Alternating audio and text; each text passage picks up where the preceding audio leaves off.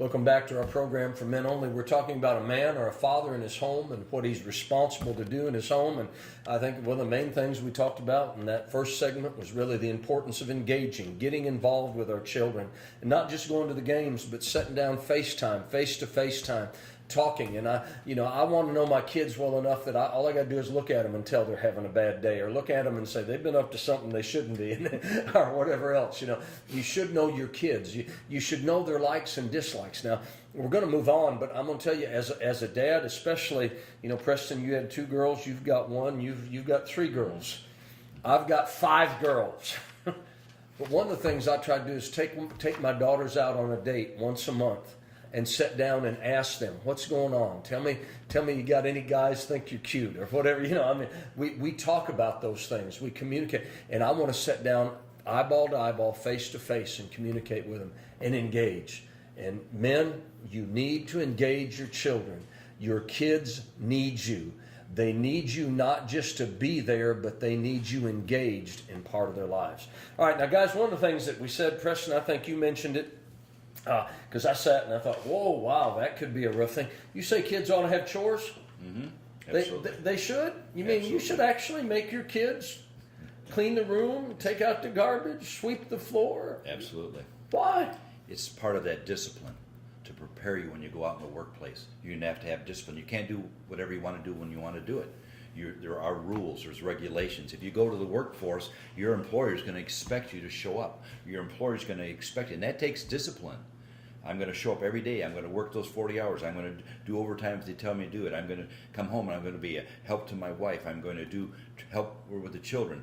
That all takes discipline, because it's like you said earlier, it's die to self. As you die to self, you'll live. And you'll see that because you're giving out. And as you give out, you're going to just receive that. But discipline, it's all about discipline. If we don't have discipline, we don't have a society. We just have chaos. We have everybody doing their own thing. What have we got? Chaos. Nothing comes out of that. Okay. Adam, do you have any chores for your kids? You got an 8-year-old. You can't expect your 8-year-old to do anything, can you? Well, it's funny. They actually came to me the other day, and they said, Dad, if I clean my room, can I get some money? Can I get $1? And I said, son, why is your room messy? He goes, well, because we played in it. So I said, so who made the mess? I said, well, we did. And I said, well, why should I pay you to clean up the mess that you made? And he goes, okay. So no, we will give them opportunities to do above and beyond and reward them for that, or if they do really great on a spelling test or something like that. But no, they understand that there's chores in the house that they just have to do because it's responsibility. Mm-hmm. And it's their responsibility to take care of, and they can get rewards for other things. Okay, now you use a word there. We've used it earlier. But do you mean to tell me that chores and having some chores you have to do might teach a thing called responsibility? Absolutely. You need to understand that if you're going to spend, a half hour destroying a room, that you're going to spend the 2 hours putting it back together. It's just part of responsibility, taking responsibility for what you're doing in your actions. Now, wouldn't that be part of that training up a child? Absolutely. Absolutely. And then another way to say that is I better do the same thing. If I have my clothes strung all over my room, or I better clean up and show them an example. And it's funny to see my kids at the age that they're at, what I say to them starting to come back out of them. They will look at me and they'll want to wrestle and they'll want to fight, and I'll joke with them and they'll say, Dad, you want a piece of me? And I'll say, I'll knock you to the moon or something like that. And so then I'll see them interacting, and if let's say that my daughter's mad at the cat for something, she'll look at the cat and say, I'll knock you to the moon. And it's just what I say and do is starting to come out of them. So now, it's very important to lead by example. For a cat, or we better put a disclaimer. You're kidding. Absolutely. Okay. You never know today who's watching and how they'll interpret something like that. Wrestling trash talk. All right, wrestling trash talk. Okay. David, did you expect your children to do anything? Did they have chores? I was raised on a farm. Oh! Okay. Oh! A lot of people, that's chores is a part of life. I don't get to do what I want to do until the chickens are fed and the rabbits are fed and the cows are milked.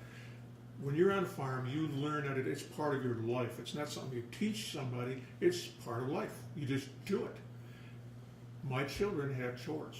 They know that the grass is going to be mowed, and they know they're going to do it. There are no freeloaders in my family. We have a family unit, and the family supports the family. Everybody has things to do. Well, Crystal's doing the dishes, Roxanne's doing the laundry. Mom's over doing her thing, I'm doing her thing. We're all Your thing. supporting the family. Yeah. So everybody's got a job to do. Absolutely. I think my youngest, when she was 4 or 5 years old, as soon as they're able to, at least function a little bit, it might have been 3. My wife, she's done better, doling out some of the chores for the younger kids. But one of the first levels of learning chores in this home is you go empty the waste paper baskets. You go to each room and you just you dump them all into one. She teaches them how, and then she dumps them into the garbage. But so that every child from a young age has got some job to do, and then they'll move up to drying the dishes and then putting away the dishes, and then you got to do the dishes, and then you might get to move to sweeping the floor.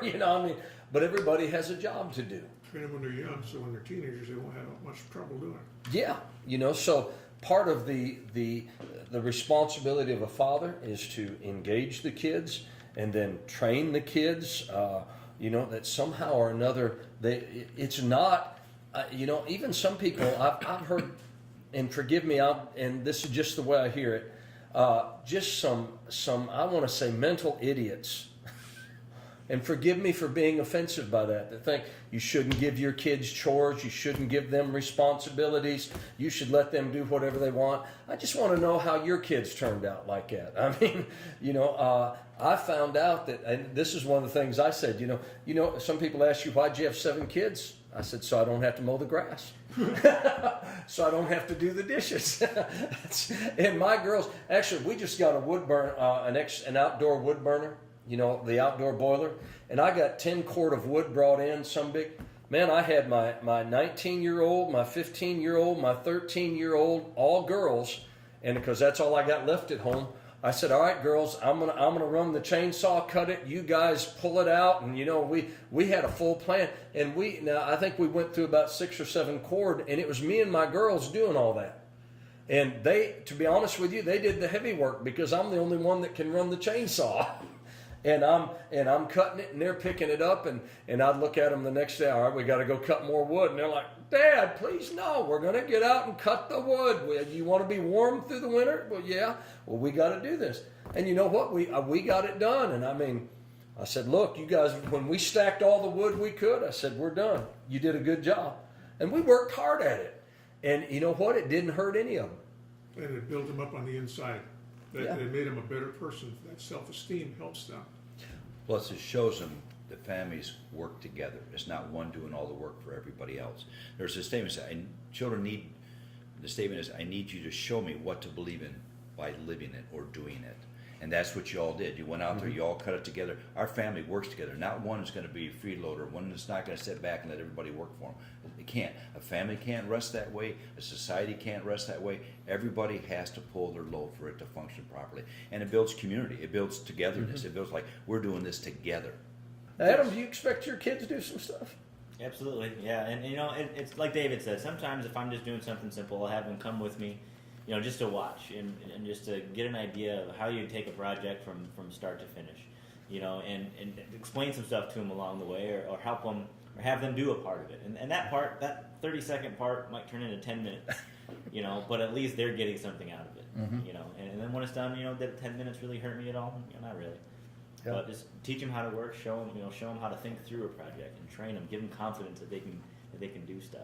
Okay. It's Plus always easier to do the job yourself. Yeah.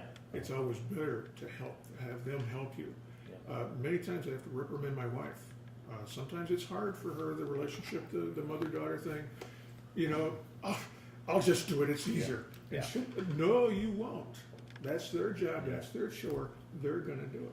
Keep the monkey on their back. Plus, you've invested that time with them. Oh, and man. what you're saying to that child, you're important to me. I'm going to take this time and show you. So I'm taking my time. Even though I could have done it all by myself quickly, I'm taking that time because I love you. I'm investing time with you, and I'm going to show you how. That just tremendous rewards. Goodness, this time has flown by. We're liable to have to pick this up in the next program.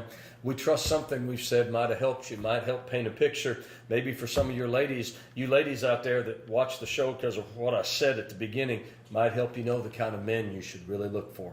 God bless you, and we'll see you again next time on the program for Men Only.